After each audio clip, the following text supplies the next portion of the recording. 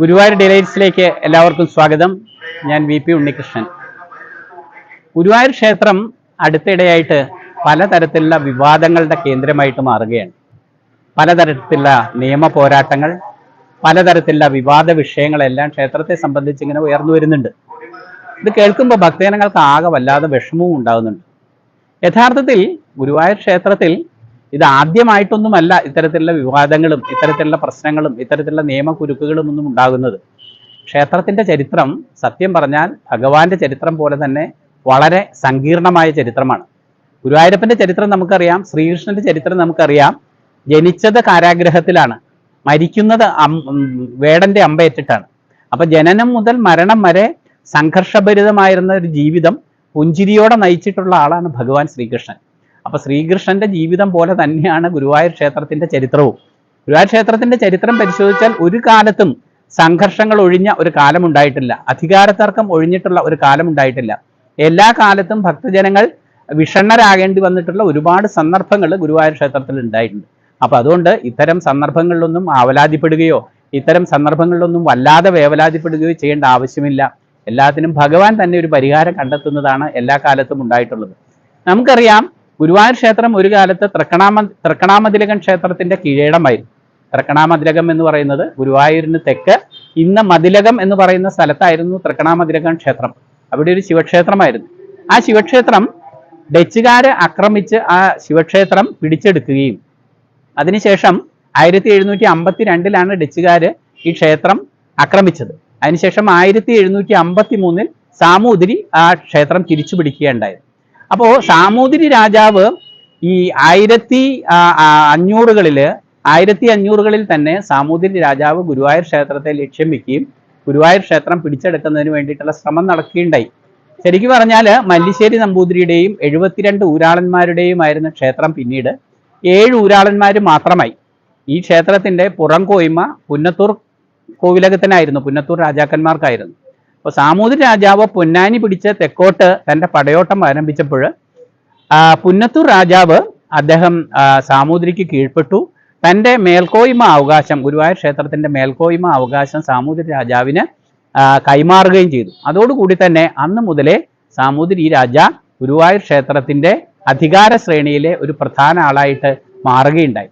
അതിനെതിരായിട്ട് മല്ലിശ്ശേരിയുടെ നേതൃത്വത്തിൽ ആ കാലത്ത് തന്നെ വളരെയധികം പോരാട്ടങ്ങൾ എന്ന് പറഞ്ഞാൽ ഈ അധികാര കേന്ദ്രങ്ങളിൽ ഈ വേണ്ടത്ര അംഗീകാരം ലഭിക്കാത്തതിനെതിരെ സാമൂതിരിക്കെതിരെ സാമൂതിരി മല്ലിശ്ശേരി പോരാട്ടം നൂറ്റാണ്ടുകളോളം തുടർന്നു എന്നുള്ളതാണ് സത്യം. 1712 ഗുരുവായൂർ ക്ഷേത്രം ഡച്ചുകാർ ആക്രമിക്കുകയും ഗുരുവായൂർ ക്ഷേത്രത്തിന്റെ കൊടിമരത്തിന്റെ സ്വർണ്ണപാളികൾ ഇളക്കിക്കൊണ്ടുപോവുകയും ഗുരുവായൂർ ക്ഷേത്രത്തിന്റെ രഹസ്യറയിൽ സൂക്ഷിച്ചിരുന്ന നിധി കുംഭങ്ങളെല്ലാം കൊണ്ടുപോവുകയും ചെയ്തൊരു ചരിത്രമുണ്ട്. അപ്പോൾ ക്ഷേത്രം കൊള്ളയടിക്കപ്പെട്ടിട്ടുണ്ട്, ക്ഷേത്രത്തിൽ അധികാര തർക്കം ഉണ്ടായിട്ടുണ്ട്. അതിനുശേഷം പ്രധാനമായിട്ടും പിന്നെ ഹൈദരാലിയുടെ കാലത്താണ് ഗുരുവായൂർ ക്ഷേത്രത്തിനെതിരെ ഒരു ആക്രമണം ഉണ്ടായത്. ഹൈദരാലി ഗുരുവായൂർ ക്ഷേത്രം പിടിച്ചെടുക്കും എന്ന ഒരു ഘട്ടം വന്നു കഴിഞ്ഞപ്പോൾ ഗുരുവായൂർ ക്ഷേത്രത്തിലെ കഴകക്കാരനായിരുന്ന വടക്കേപ്പാട്ട് വാര്യർ അദ്ദേഹത്തെ ചെന്ന് കണ്ട് 10,000 പൊൻപണം കൊടുത്ത് ക്ഷേത്രത്തെ ആക്രമണത്തിൽ നിന്ന് ഒഴിവാക്കി എന്നാണ് ചരിത്രം. അപ്പോൾ അത്തരത്തിൽ അതിനുശേഷം ഹൈദരാലിയുടെ മകൻ ടിപ്പു സുൽത്താനാണ് ഗുരുവായൂർ ക്ഷേത്രത്തെ ലക്ഷ്യം വെച്ചെത്തിയത്. ടിപ്പു ഗുരുവായൂർ ക്ഷേത്രം ആക്രമിക്കുകയും പടിഞ്ഞാറേ ഗോപുരത്തിന് തീയിടുകയും ചെയ്തു. അവസാനം ഒരു മഴയോടുകൂടി, മഴ പെയ്തുകൊണ്ട് വലിയ ആക്രമണത്തിൽ നിന്ന് അല്ലെങ്കിൽ ആ തീയിൽ നിന്ന് ക്ഷേത്രം രക്ഷപ്പെടുകയും ഉണ്ടായി. ഡച്ചുകാരും ഇതേപോലെ ക്ഷേത്രത്തിന് തീയിട്ടിട്ടുണ്ട്. അന്ന് ഈ ഏകാദശി കാലത്തെയും ഉത്സവകാലത്തെയും വരുമാനം കൊണ്ട് വളരെ വേഗം അത് വീണ്ടും പുനർനിർമ്മിക്കുകയും ഉണ്ടായിട്ടുണ്ട്. അതിനുശേഷം സാമൂതിരിയും മല്ലിശ്ശേരിയും തമ്മിലായിരുന്നു തർക്കം പ്രധാനമായിട്ട്. സാമൂതിരി രാജാവായിരുന്നു എന്നതുകൊണ്ട് അദ്ദേഹം കൂടുതൽ അധികാരം പിടിച്ചെടുക്കുകയും മല്ലിശ്ശേരിയുടെ അധികാരങ്ങൾ ഇല്ലാതാക്കാനുള്ള ശ്രമങ്ങൾ നടത്തുകയും ചെയ്തിട്ടുണ്ട്. അതിനു വേണ്ടിയിട്ടുള്ള പോരാട്ടങ്ങൾ, അതിനുവേണ്ടിയിട്ടുള്ള നിയമയുദ്ധങ്ങൾ എത്രയോ കാലം നടന്നു. അതിനുശേഷമാണ് 1915 എത്തുമ്പോഴേക്കുമാണ് സാമൂതിരിയുടെ എസ്റ്റേറ്റ് ബ്രിട്ടീഷുകാര്, സാമൂതിരിക്ക് അധികാരം നഷ്ടപ്പെട്ടു, സാമൂതിരിയുടെ എസ്റ്റേറ്റ് ബ്രിട്ടീഷുകാര് ഏറ്റെടുക്കുകയും ആ ബ്രിട്ടീഷുകാരുടെ ഭരണത്തിന് കീഴിൽ ഗുരുവായൂർ ക്ഷേത്രം 12 കൊല്ലക്കാലം കോർട്ട് ഓഫ് ആർട്സിന്റെ ഭരണത്തിന്റെ കീഴിലായി. അങ്ങനെ 1915 മുതൽ 1927 വരെ 12 വർഷക്കാലം ഗുരുവായൂർ ക്ഷേത്രം കോർട്സ് ഓഫ് ആർട്സിന്റെ ഭരണത്തിലായിരുന്നു. കോർട്സ് ഓഫ് ആർട്സ് എന്ന് പറഞ്ഞാൽ ഒരു ബ്രിട്ടീഷുകാരുടെ നിയന്ത്രണത്തിലുള്ള ഒരു ഭരണ സംവിധാനമായിരുന്നു. അതിനൊരു കോടതിയുടെ സ്വഭാവം ഉണ്ടായിരുന്നു, അതിനൊരു വ്യവസ്ഥാപിത മാർഗങ്ങളുണ്ടായിരുന്നു. അന്ന് ഗുരുവായൂർ ക്ഷേത്രത്തിന്റെ ഭരണത്തിൽ ഒട്ടേറെ ഭരണപരിഷ്കാരങ്ങൾ അവർ നടപ്പാക്കിയിട്ടുണ്ട്. അതിനുശേഷം 1927 ഈ ഹിന്ദു റിലീജിയസ് ആക്ട് അനുസരിച്ച് ഗുരുവായൂർ ക്ഷേത്രത്തിന്റെ ഭരണാധികാരം സാമൂതിരിക്ക് വിട്ടുകൊടുത്തു. അപ്പൊ സാമൂതിരിക്ക് ഭരണാധികാരം വിട്ടുകൊടുത്തപ്പോൾ മല്ലിശ്ശേരിയെ തീരെ പരിഗണിച്ചില്ല. മല്ലിശ്ശേരിയുടെ അവകാശങ്ങളൊന്നും അന്ന് ഈ പുതിയ ആക്ട് അനുസരിച്ചിട്ട് ലഭിച്ചില്ല. ഇതിനെതിരെ മല്ലിശ്ശേരി 1929 മലബാർ ഡിസ്ട്രിക്ട് ബോർഡിൽ പരാതി നൽകി. ആ പരാതി നൽകിയതിനൊപ്പം തന്നെ അക്കാലത്ത് ഗുരുവായൂർ പ്രദേശത്തെ 25 ഭക്തന്മാർ ചേർന്നിട്ട് അവരും ഭക്തന്മാരുടെ അവകാശത്തിന് വേണ്ടിയിട്ട് പരാതി നൽകി. അപ്പൊ അന്നേ തന്നെ ഭക്തന്മാര് 1929 തന്നെ ഭക്തന്മാര് സംഘടിക്കുകയും ഭക്തന്മാർക്ക് ചില അവകാശങ്ങളുണ്ട്, ആ അവകാശങ്ങൾ ഭരണാധികാരികൾ നോക്കണം, ക്ഷേത്രത്തിന്റെ സ്വത്ത് അന്യാധീനപ്പെട്ടു പോകരുത്, ക്ഷേത്രത്തിന്റെ സ്വത്ത് സംരക്ഷിക്കണം, ഭക്തർക്ക് വേണ്ടി ആയിരിക്കണം ക്ഷേത്ര സമ്പത്ത് ഉപയോഗിക്കേണ്ടത് എന്നെല്ലാമുള്ള ആവശ്യങ്ങൾ ഉന്നയിച്ചിട്ടാണ് അന്ന് കോടതിയെ സമീപിച്ചത്. പക്ഷേ മലബാർ ഡിസ്ട്രിക്ട് ബോർഡിന്റെ വിധി വന്നപ്പോൾ സാമൂതിരി രാജാവിനും മല്ലിശ്ശേരിക്കും ട്രസ്റ്റി സ്ഥാനം കൊടുക്കുകയും മല്ലിശ്ശേരിയുടെ അധികാര അവകാശങ്ങൾ പുനഃസ്ഥാപിക്കുകയും ചെയ്തെങ്കിലും പക്ഷേ ഭക്തരുടെ കാര്യം ഈ ഭക്തജന കൂട്ടായ്മ കൊടുത്ത ആ ഹർജി പരിഗണിച്ചില്ല. അങ്ങനെ എനിക്ക് 1933 ഗുരുവായൂർ പ്രദേശത്തെ ചില പ്രധാനപ്പെട്ട കുടുംബങ്ങളിലെ അംഗമായിട്ട് ഒരു 11 അംഗ കമ്മിറ്റി രജിസ്റ്റർ ചെയ്യുകയും ഗുരുവായൂർ ക്ഷേത്ര ക്ഷേമ സംഘം എന്ന് പറഞ്ഞിട്ട് ഒരു സംഘടന രൂപപ്പെടുത്തുകയും ചെയ്തു.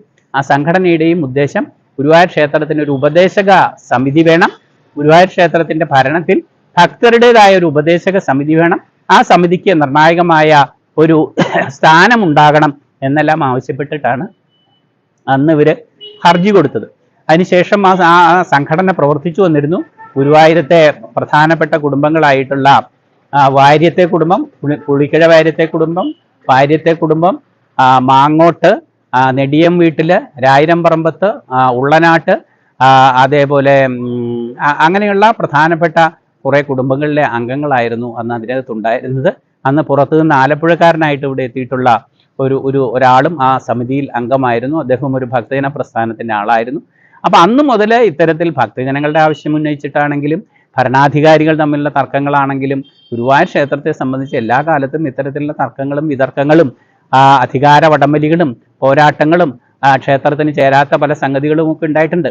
1931 കെ കേളപ്പന്റെ നേതൃത്വത്തിൽ ഗുരുവായൂർ ക്ഷേത്രപ്രവേശന സത്യാഗ്രഹത്തിന് വേണ്ടിയിട്ട് നടന്നിട്ടുള്ള ധീരോദാത്തമായ സമരങ്ങളൊക്കെ ഇതിന്റെ ഭാഗം കൂടിയാണ്. ഭക്തജന മുന്നേറ്റത്തിന്റെയും നവോത്ഥാനത്തിന്റെയും ഭാഗം കൂടിയാണ്.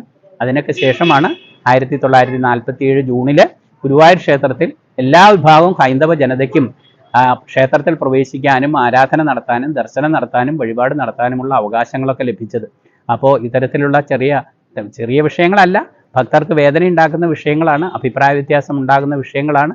അത്തരത്തിലുള്ള പല വിഷയങ്ങളും എല്ലാ കാലത്തും ഉണ്ടായിട്ടുണ്ടെന്നും അതൊന്നും ഒരു തരത്തിലും ഗുരുവായൂർ ക്ഷേത്രത്തിന്റെ ചൈതന്യത്തെയോ പ്രശസ്തിയെയോ മറ്റ് സംഗതികളെയോ ബാധിക്കുകയില്ല എന്നുള്ളതുമാണ് വസ്തുത. ഈ കാര്യങ്ങളെല്ലാം സൂചിപ്പിച്ചുകൊണ്ടാണ് മലയാള മനോരമ തൃശ്ശൂർ എഡിഷനിൽ കഴിഞ്ഞ 2 ലക്കങ്ങളിലായിട്ട് മുരളികയിൽ VP ഉണ്ണികൃഷ്ണൻ എന്ന് ഞാൻ എഴുതിയിട്ടുള്ളത്. അതിൻ്റെ വിശദാംശങ്ങൾ പത്രത്തിലുണ്ട്. അതിൻ്റെ വിശദാംശങ്ങളാണ് ഇപ്പോൾ ഏകദേശം ഇവിടെ സൂചിപ്പിച്ചത്. അപ്പോൾ ഗുരുവായൂർ ക്ഷേത്രത്തിൻ്റെ ചൈതന്യത്തിൻ്റെയും ഗുരുവായൂർ ക്ഷേത്രത്തിൻ്റെ പ്രശസ്തിക്കുമൊപ്പം എല്ലാ കാലത്തും ഇത്തരത്തിലുള്ള തർക്കവിതർക്കങ്ങൾ ഉണ്ടായിട്ടുണ്ട് എന്നുകൂടി നാം മനസ്സിലാക്കിയിരിക്കുന്നതിന് വേണ്ടിയിട്ടുള്ള ഒരു ചരിത്ര വിശകലനമാണ് ഇവിടെ നടത്തിയത്. എല്ലാ ഭക്തർക്കും ഗുരുവായൂരപ്പൻ്റെ അനുഗ്രഹം ഉണ്ടാകട്ടെ. കൃഷ്ണാർപ്പണം.